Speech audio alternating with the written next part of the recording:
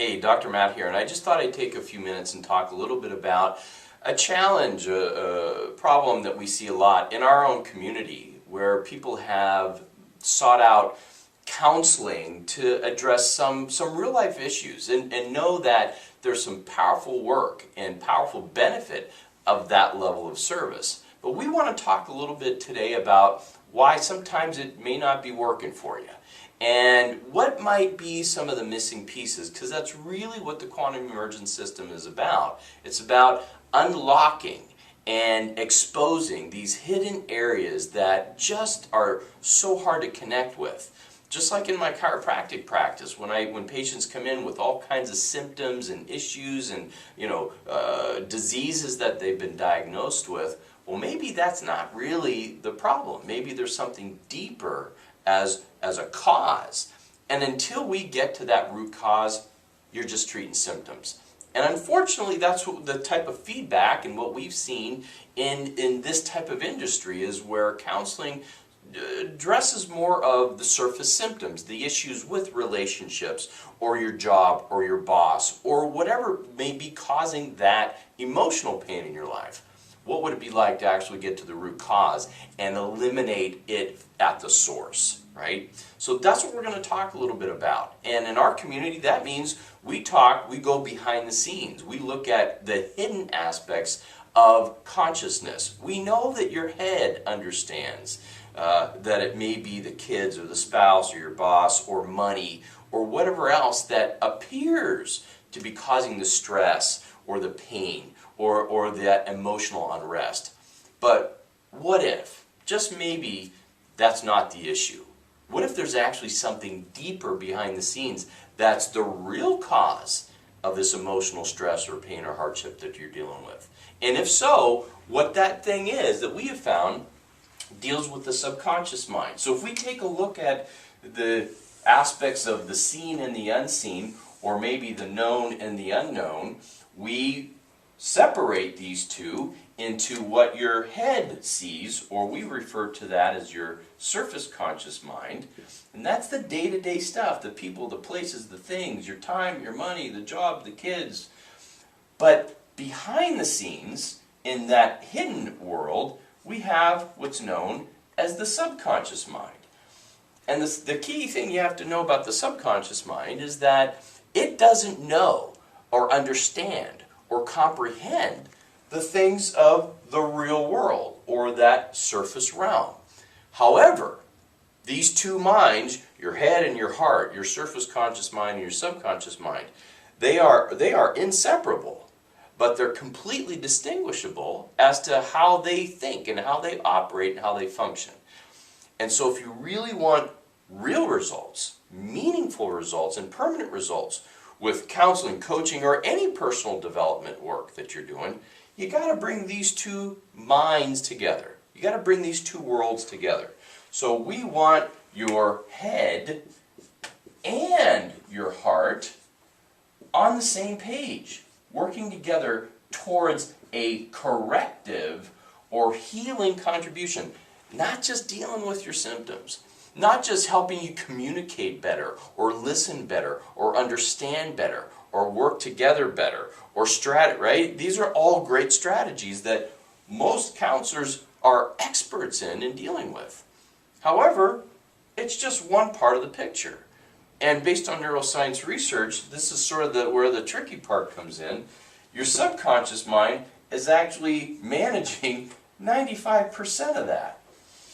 So what we find in our community that people spend the majority of their time, right, almost 100% of their time, focused on a very small or insignificant part of what can really make the difference, right? So I just want to take a couple minutes and explain why this is so important and the three parts of the heart that we're actually dealing with. And the first one that we're going to consider, why we know your heart's involved and why we know that your responses and how you're showing up today with day-to-day issues and day-to-day struggles and challenges. One, the heart, the subconscious, is all based on memory. So this is the first component, is that your subconscious is like a computer. It's been programmed with a specific way of thinking and feeling and functioning. Completely different from your head. Your head deals with day-to-day stuff, but your heart's been programmed with a memory on how to respond. So the first thing that we look at is, even though this person, place, or thing, or issue, or event that you're dealing with is happening right now, your subconscious is responding based on memories. Meaning, how did it respond when you're a little child? How was it programmed to react to whatever it is you're dealing with right now? It doesn't have the capability of learning something new all on its own. It doesn't have the capability to have a fresh new perspective on the issue or challenge that you're dealing with right now. Your head does. The problem is, the majority of your response is involved at a heart level or at a subconscious level, and that's rooted in memory or past behaviors, past thoughts, and past patterns. And that's why oftentimes we have people take a look at what are they dealing with right now, what's going on right now in their life, and find another time earlier in life when the exact same thing happened. And I guarantee you, 100% of the time, you will see it. Why? Because of this principle that we just talked about. You are responding based on memory. Second thing is, we know that this is tied together, is the emotion. Boy, when there's a lot of stress and struggle and hardship going on, how do you feel? Depressed, angry, sad, afraid. There's anxiety that builds up. These are hardcore emotions. These are feelings. You can't deny them. When I work with people, we acknowledge the fact that this is real. You didn't, with your head, determine, I want to feel stressed right now. I want to feel afraid or angry. No, that just showed up based on the issue or challenge that you're dealing with. There was an emotional component, and that is true. That you can't fake that. You can't make that up. And it's coming from the level of the heart. So an emotional response is also triggered to these memories. How did I respond in the past to this similar type of situation or circumstance? How am I supposed to feel right now based on what somebody just said or did, or what I'm going through? It's all based on this memory and what emotion was connected with that. The other thing that you sort of need to consider is that even though the emotion that just showed up right now and what you're experiencing in the present from those people and the situations and circumstances, this emotion is real, the heart has no clue what you just heard, saw, or experienced. It doesn't know. It can't comprehend the same way your head can with the day-to-day life issues. That's what I said. We're going behind the scenes. You got two minds working at the same time. And it's your heart that causes you to feel emotion. But it doesn't understand what you just experienced. And so, if we're truly going to help people feel emotionally better about situations and things they're going through, then we have to acknowledge the source of it. And it's not your head. Logic, reason, and understanding has a small impact on a heart-generated emotion. And so the last part that we're going to look at is meaning. So we have memory, emotion, and meaning. And these are all connected at the level of the subconscious, meaning that the memory or the experience that happened in the past has an emotion that's associated with it, but it's stored with the meaning, meaning the subconscious really only thinks about one thing, and that one thing is your safety, and it defines who you are and what is possible based on what is safe and what is not safe. And how we connect, how it understands safety or threat is how you feel.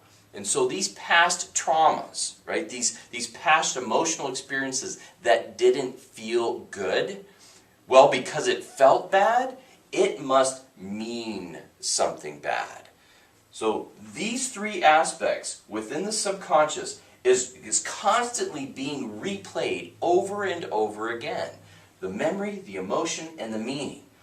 And when a current or present experience dealing with your kids or your spouse or your boss, or maybe the neighbor across the street, triggers a memory, well, guess what? The emotion and meaning come right along with it. And so how do you know you're actually living in the past or responding in a past reaction, all these three things. You feel bad, you have a pattern of what you say and feel and behave around that, and deeply rooted behind all that is a meaning about you. Well, because this happened, it must mean I'm not loved, or I'm not valued, or I'm not worthy, or I'm not powerful or smart, right? These are the concepts that are embedded and held at a level of your subconscious. And all this is being played out with this current experience that you're dealing with. And so the head thinks, well, I'm feeling this way, and I'm thinking these things about me, and I'm responding because of what I just heard or saw or experienced. Well, that can't be true. That can't be it. Because if it was, every human being would respond the exact same way. You have a unique response, a unique reaction, based on the past programming of the subconscious mind, just like a computer. There's a memory, it has an emotion, and a meaning all associated with it. So bottom line, everybody, the key becomes, if you really want to create meaningful, permanent, and immediate change through your counseling or anything else that's going on in your life, you got to engage the subconscious mind. This has to be incorporated with the way to listen and cooperate and communicate, and all those strategies that we all know that are important and we need on day-to-day issues of life. But unless we engage the subconscious and what it's thinking about and what's on its mind, we're only playing with half the game, and actually less than that.